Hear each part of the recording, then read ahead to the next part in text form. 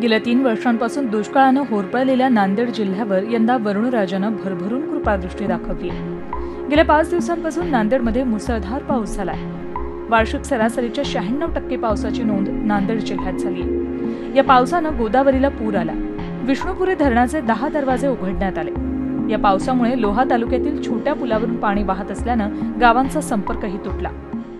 कयादू नदीच्या पाण्याची एवढी तीव्रता आहे की आमच्या जवळपास पूर्ण शेतीमध्ये टोटल पाणी साचते आणि शेतीमध्ये पाणी साचल्यामुळे आमचे जे हंगाम आहे तो पूर्णतः जातो आणि गेल्याच्या नंतर या नदीनं टोटल शेतकऱ्याचे नुकसान होते। पाऊस काळ जास्त झाल्याबद्दल तलावामध्ये पाणी जास्त साठा निर्माण झाला आणि परत सांडव्यामधून सांडव्याच्या तोंडाला थोडं अडवणूक झाल्याबद्दल पाणी निघण्याचं काही वृत्ती अशी झालेली नाहीये।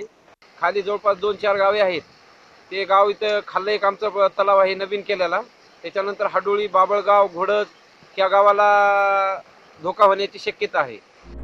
गेल्या 5 दिवसांच्या या पावसानं नांदेडचा सारा बॅकलॉग भरून काढलाय। या पावसानं गोदावरी, कयादू, मन्याड, आसना या नद्या दुथडी भरून वाहू लागल्या। नद्यांचं पाणी शेतात घुसल्यानं शेतीचंही नुकसान झालं। आता कास्तरी सोयाबीन आलं होतं चांगलं, नंतर आता ह्या 5 दिवसांमध्ये एवढा पाऊस झाला की भरपूर पाऊस झाला आणि पूर्ण सोयाबीन आडवं झालेला आहे आणि पूर्ण शेंगा फुटून गेल्यात। शेंगामध्ये काहीच नाही, पूर्ण मोड फुटले सोयाबीनला।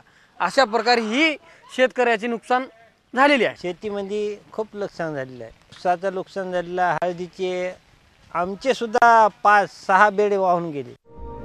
या पावसानं भूजल साठ्यातही चांगलीच वाढ होईल अशी अपेक्षा आहे। मोठ्या धरणांसह इतर प्रकल्पही भरून वाहू लागल्यानं नांदेडमधला पाणी प्रश्न पूर्णपणे मिटलाय आणि दुष्काळग्रस्त नांदेड जिल्ह्याला पावसानं हा मोठा दिलासा दिलाय। नांदेडहून सतीश मोहितेसह bureau report, Zee media, Mumbai. Zee 24 तास रहा एक पाऊल पुढे।